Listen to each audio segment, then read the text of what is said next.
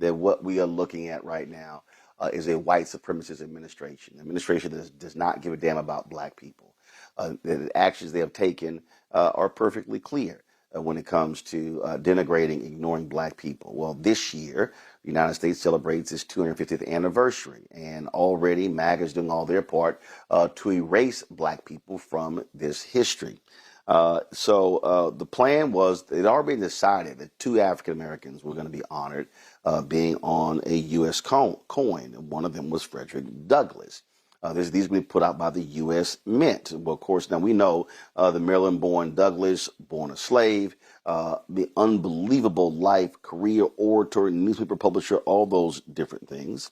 But Trump and his white folks said, nah, we're not doing that. Well, joining us right now is Ventress Gibson, the immediate past director of the U.S. Mint, to talk about this here. Ventress, so take folks through what was already decided and how long that process was. How many coins are we talking about? How many Americans are going to be honored on these coins? The coins that are out now are not representative of the designs that were approved by the former Secretary Janet Yellen, approved by the Commission on Fine Arts, the Smithsonian Institute, and others. We worked diligently with Ruby Bridges' family and herself, of course, and Frederick Douglass, the appropriate contact points for that. But what is so important about this is the Semi-Quincentennial Commission Act of 2016 said very clearly they wanted a complete picture of American history. That was one requirement. The second requirement was to include women. And thus, when I was here as the director of the Mint, went out on a survey to the public where we framed the various pieces of history throughout the United States and had the public vote. We ran various groups, we did surveys, and as a result, we came up with the various periods of history. And then from there, asked the public, well, here's who do you think should? So we did engage the public. I probably went further than you wanted me to go, but that's just the backdrop. No. That's actually what I wanted. Okay. And so, what were the total number of coins that were going to be issued? The nickel, dime, penny, quarter, dollar coins, all would change. And the act required that the one change to the circulating coin, which is that group of coins, nickel, dime, pennies, quarters, etc., was to have 1776 to 2026. The designs, however, would come from our medallic artists, as well as our artists that we have in the United States Mint, highly talented people. And they work feverishly and really try and tell the story through medallic art. And that is exactly what they did. So there were numerous renderings. I have one that I can just hold up to the screen for you because I think you would be very pleased to see it. Sure. Okay, here's an example. This is Ruby Bridges. So those are two different designs that Ruby approved. And what we do is after we've worked with her and her team and our artists, we then take these designs and they go out for review and approval external to the Mint and external to the family and others. It comes back, here's what we want. And then we prepare a package with the Secretary's coinage task force, advisory committee, that principally makes recommendations to the Secretary. And that was approved, and we began the work. Because remember that the bill was signed in 2016. The work began in 2022, putting everything together for us, that is. And it takes about 18 months to pull this off. And all the number of designs, remember, we're talking about 250 years of history. We also made sure that we included the Native American population so that we had that story. And I was honored to have worked with the U.S. Treasurer, who at that time was Lynn Malerba, and she was a chief of an Indian nation, as they affectionately referred to it as. But more importantly, The designs were in the 20s and 30s because we wanted to make sure we captured the essence of what exactly our history should say. And I have to tell you, if you saw these designs, the voting rights, women, the abolitionist part of our history, and it was nothing negative. It was all positive because, Roland, the reason why I wanted to come and tell you guys this today, I am floored at what I see, that the tapestry and the richness of our country as it relates to us as a people, African Americans, Black Americans, whatever we want to use today. The bottom line is this: we have been cut out. Cut out. We aren't, the Treasury's not even following the legislation. And I find it unacceptable. Another pin in stopping us from moving forward, eliminating us from Well, history. what they claim this is about patriotism and putting patriots on. They also chalked the designs that you've talked about up to wokeness and diversity and that's what this all is about. This is about whiteness. And so what Donald Trump and his Treasury Secretary Scott Bessent did, they totally ignored the committee as well. When they unveiled this, the 11 members of the committee didn't even show up for it as a statement of protest. Well, here's another to add to that. The law requires us, as well, I'm no longer with the Mint, but it was the best job ever. I loved all the work we did there, especially for connecting America through coins. But the bottom line is this president violating the law and having the Mint put his image on a coin, a circulating coin.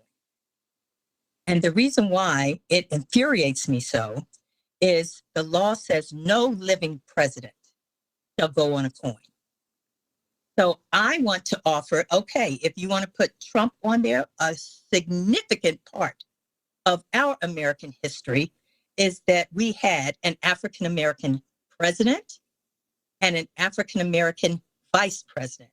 That's historical for all of our 250 years. And yet a living president like the one we have in office is really trying to erase us as a people. And we've got to do something different, Roland. That's why I decided I was going to find out who else can I tell that this has got to stop. I offered that, why don't we find an African-American coin company and share these designs. They will not be circulating coins, of course, because it's really too late to do that. But giving our people an option, letting our children know that when you hold this coin in your hand, you are part of that history. Right now, the coins that are out there, and the Mint has said this, and I was surprised by that when, as we as Americans, when we hold these new coins in our hands, we will feel the connection to coins. I want to feel connection to my people. I want to feel that we are part of this country and have been, and so significantly so. And I want to stand and say, no, if it's up to me, I can try and do as much as I can in reaching out to others. And that's why I reached out to you, to Mike Dyson, and to you. Thank you. Well, this goes to show you the kind of folks that we have there. And when you are a massive narcissist, there's no shock that he would want to put his own face on a coin, and then he would have his lackeys defend doing so. And that's exactly what we're dealing with. Well, Ms. Gibson, we certainly appreciate you joining us, apprising us of this. And we certainly hope as a result of this, more people become aware of this. And of course, we'll be pushing this out through all of our social media channels as well. Thank you. And I just leave you with this, that Dr. King told us that injustice anywhere is a threat to justice every day. And we are realizing it every day. And yes, indeed, we are. We appreciate it. Thanks a lot. Thank you. Raven, I'll start with you. Let's just be real clear, and I got no problem saying it. These people, it's whitewashing. It's white supremacy. At the end of the day, their whole idea is like, oh no, we don't want to talk about those things. We don't want to talk about women's suffrage. We don't want to talk about slavery. We don't want to talk about civil rights because no, that's not how we should be talking about the power of what it means to be an American. They want to overlook those things as if they didn't exist, and so that is what we're dealing with. We are dealing with white supremacists who want to hold up a white view of America in its 250th year. That's absolutely right. This is straight up a historicity. And honestly, I'm somewhere between enraged and like on the verge of tears almost, because it's so sad and so shameful that 250 years into this project called the United States of America, the leaders in this country still refuse to reckon with this nation's original sins: chattel slavery, indigenous genocide, land theft. The list goes on and on. And the alternatives of who they want to put on those coins are the founding fathers. This administration is obsessed with the founding fathers. But let's break it down, right? James Madison, enslaver. George Washington, enslaver. Thomas Jefferson, enslaver and assaulter. Let's not forget about Sally Hemings, right? They just keep showing their colors over and over and over again. And I know there's a lot going on in the news cycle right now, so folks may have missed this, but the White House actually partnered with Prager University to push out these AI generated, videos of the founding fathers with the intention of essentially pushing out more of this ahistoricity. So it's really just astoundingly predictable.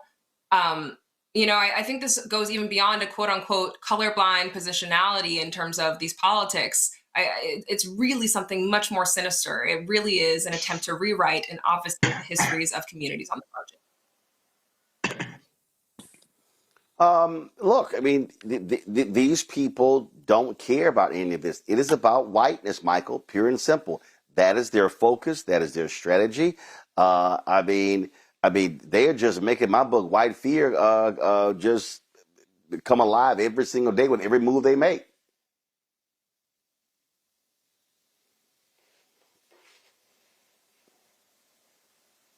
Can you hear Michael? me? Okay, I've got you. Yeah, we got you. Yeah. Well, Roland, unfortunately, this is not surprising. And this is just indicative of these white supremacist, white nationalists. And in 2024, they told us what they were going to do.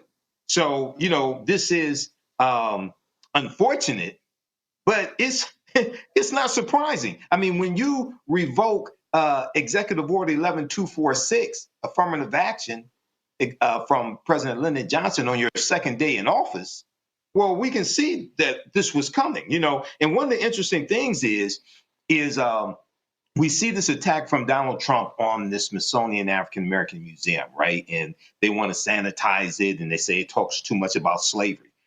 Now, in 2017, when he took a tour of the museum, he talked about how it lauded great heroes and how magnificent the museum was, things like this. And New York Times has a good piece called "The War on Wokeness Comes to the U.S. Mint," and they said to commemorate the abolition of slavery, the committee had recommended an image of Frederick Douglass, okay, as the sister just talked about. On the obverse, and shackled and unshackled hands on the reverse, right? So they want to wipe out all these references to slavery. We see his attack on Juneteenth. We see his attack on Dr. King holiday as well. So this is not surprising. This is white people being white people, white supremacists, I should say, being white supremacists. And unfortunately, this is what happens when the wrong people get in power. They do things like this.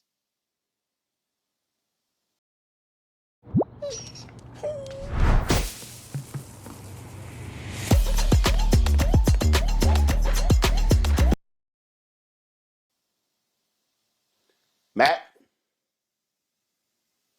So one thing I wanted to ask Ms. Gibson is how the Mint determines what its priorities are when you have, I guess, new circulating coins coming out like this, because there's got to be some component there where they talk about, the psychology of a minted coin, I don't know, I guess you say like the patriotic value, making sure people are on it, all that kind of thing, because I'm sure there's some psychological questions that go into that. So the first question is, how does the Mint even decide how you're going to show? They got Let me all of that. Matt, no. I right. said, Matt, what you laying like if you pull up, they got all of that. These folks don't care. Yeah. They just run roughshod. Yeah. They don't care about the law, the rules, the committee, the choices. They don't care about it was Sure. public. They like, damn that. They went woke, Right. woke. That's wokeness. It's out. No doubt, no doubt. And I agree with you. The reason I was getting to that is because the thing that's really interesting about this is the reason they're saying the quiet part out loud, which is we don't care about anybody who's not white, is the actual theme is something like America's journey to a more perfect union, right? So if you look at the words of their own theme that the Trump administration has kept, that would be inclusive of anybody part of that journey. But instead of making the messaging coalesce with that, instead of saying, oh, this is about, commemorating America's founding or using something that's at least, defensible as a reason that you extricate everybody who's not white and who's not a founding father, they say it's America's journey and you don't include most of the parts of that journey. We know it's racism. There's no question with that. But it's interesting that this administration has gotten so brazen and they are so used to just making the message that they want to make that they don't even try to enshroud it in anything. They just say America's journey doesn't include Negroes. America's journey doesn't include Latinos, Chicanos. It does not include anybody who's not white. And I think that's emblematic of the fact that every one of these coins is a white person. And that to me seems like if you have any, intellectual honesty, if it's America's journey, it's got to include some, representative of all parts of that journey. And this clearly is not that. And then the other thing about him being a living person on circulated coins, it's crazy to me the extent to which we as a society have accepted rule breaking from the president of the United States. We talk about it on this show all the time. But I mean, that's about as brazen and unequivocal and overstepping of the law as you get. You're a living person. You can't be on a minted coin. Bump that. I'm about to be on this minted coin. I mean, we're just in banana republic territory now because you just do whatever you want. And that's, obviously shown by them rescinding all of the work that had gone in to make sure this was a more inclusive and representative showing of America's journey toward a perfect union. If I can jump in and Dude, add we're on just a dealing little with bit an there. Yeah, go ahead. Sorry, I'm breaking form. I just want to say white people and specifically white men, they're not even giving white women their flowers here. Like there's no interest in that either. So I just wanted to name that real quick. Oh no! Look, they want white women to get their asses back in the house, not That's right. work, and just Right. lay down, kick out some babies, and get your ass in that kitchen and cook. That's literally what these white men are all focused on. But when Matt talked about how brazen they are, listen, we're dealing with a thug. We're dealing with a thug. I mean, listen, this fool here, shortly after Netflix made their decision, when it came to Paramount, he bought some Netflix bonds. Donald Trump is everything we talked about. He desires to be a king. He desires to be a dictator. He loved how they would hang the banners of the Soviet leaders and the North Korean leaders in these other countries, Saddam Hussein. He loves all of that. That's what he desires. So it's no shock. Yep, I'm going on the coin. I don't give a damn what y'all think. Oh, there are rules against that? Don't give a damn. Yeah, I'm going to personally enrich myself. I'm telling you right now, I'm going to go ahead and put a number on this here. By the time of the inauguration in January 2029, I believe Donald Trump is going to, and with his children and everything, he is going to enrich himself to the tune of $20 billion. And I believe that is being conservative. I believe that they are going to do deals. They do not care. They are brazen. They are robbing this country blind in the daylight with a flashlight. And so everything is about this man's ego. Everything is about his ego. And that's why he is scared to death of the election in November. Reuters did a story, and but I definitely want to get y'all thoughts on this. So let me read y'all this quote. So this is from a Reuters story. Yesterday, in an interview with Reuters, Trump complained about the common pattern of a president who wins an election then loses seats in the midterms and suggested he didn't want to be in that position. Quote, "It's some deep psychological thing. But when you win the presidency, you don't win the midterms," Trump said.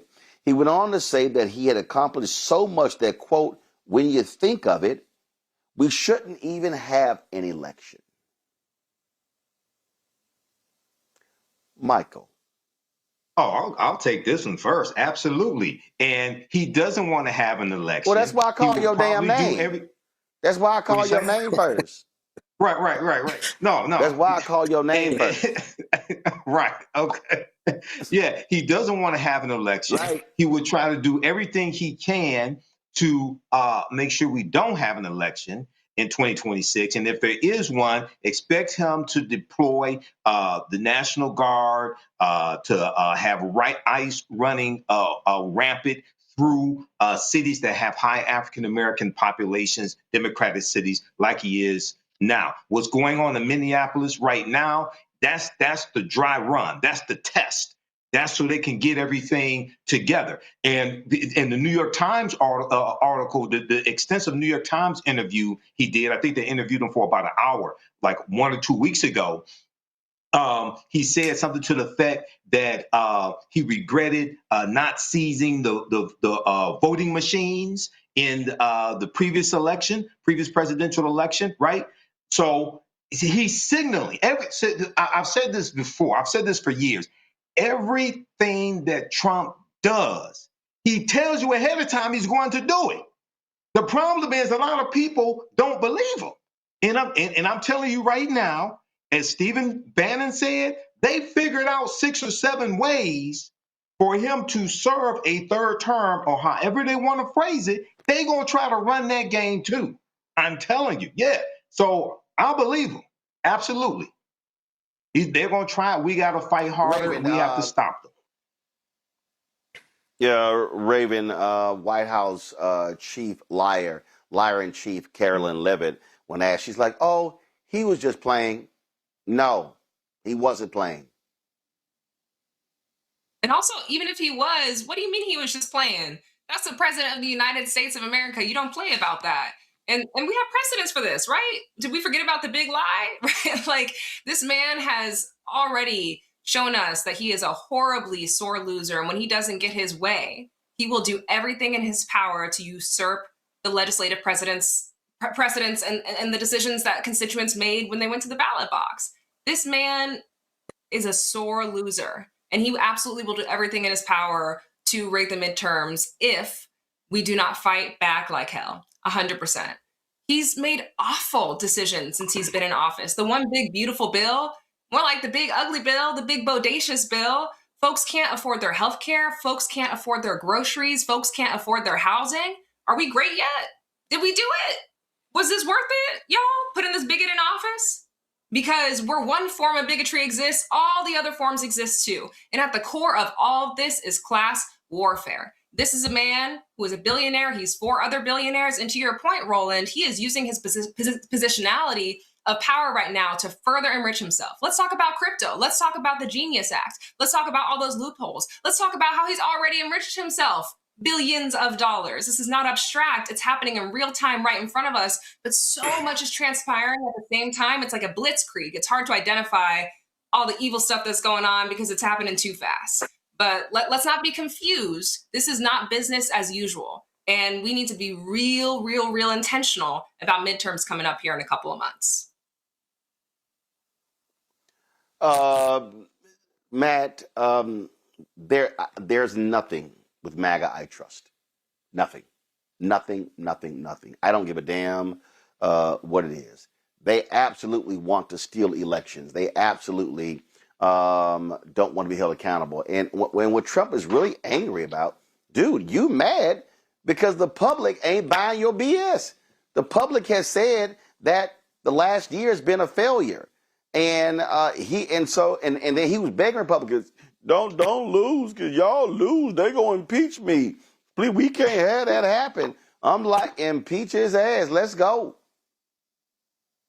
Yeah, affordability is a made up Democrat word, right? Even though in the election you were talking about how you're going to put a chicken in every pot, proverbially. But look, here's the truth of it. Since before he was running again, or when he started talking about running again, I said exactly this. This man is going to come in and say, I'm finna be president as long as I want to be president. And I say that tongue in cheek, but this is what we're trending toward. And part of this is all of our fault. What we have done in this society is we have legitimized this stuff that is out in the ether that would just be beyond the pale. I think Raven kind of alluded to it earlier when she said, this is the president of the United States. Before the Trump administration, we not only would have been mortified by this, but it would have probably been political suicide for a president to say we're not going to have elections. But because we're in a banana republic, the president can, quote, make a joke like that. And then Caroline Levitt can go on and say, oh, he's just joking. No, you don't joke about that kind of thing, because that's the kind of thing that is a fundamental bedrock part of our society. We got to have full and fair and free elections. And you don't get to say that we're not going to have elections at all. So, yeah, he's afraid of being impeached. And he's also able to say whatever he wants to say because we give him a bullhorn to say the bullshit he continues to say. And we as a society talk about it like it's something that needs to be discussed academically rather than said, this is absolutely banana pancakes. We cannot give this a second of our time because it's not a thing that should be discussed or given any credibility. On top of that, you talk about his narcissism and you talk about how egocentric he is.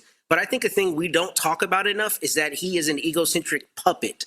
It's James Blair and Stephen Miller and all these crazies who've laid in wait for all of these years to have the perfect person be their bullhorn and their mouthpiece to go out and say all of this insane stuff and to say the quiet part out loud that a lot of people are thinking in their rooms at home when they are tired of seeing Black people take their country. That's what we're seeing. We're seeing kingmakers use the puppeteer, use the puppet, act as the puppeteer, and have him enact this insane policy. I mean, we are seriously sitting here talking about the president joking about us not having elections. That's exactly the kind of thing they would get on TV and say, this is why we need to go into X third world country and go depose their government because they're denying their citizens elections. But our president gets on TV and says, I'm not going to have elections, or rather says it in an interview. I mean, I don't even know what we're doing discussing this, because this is the kind of thing that we have come to as a country that we should never have countenanced, and we should never give any kind of time to discuss this kind of stuff. I mean, I know we have to, but we shouldn't be doing it in the way that we are, which is giving it any credibility, because it's absurd. Well, many folks said him running for the White House was absurd, and these idiots chose to do it. Hello, I'm Isaac Hayes III, founder and CEO of Fanbase.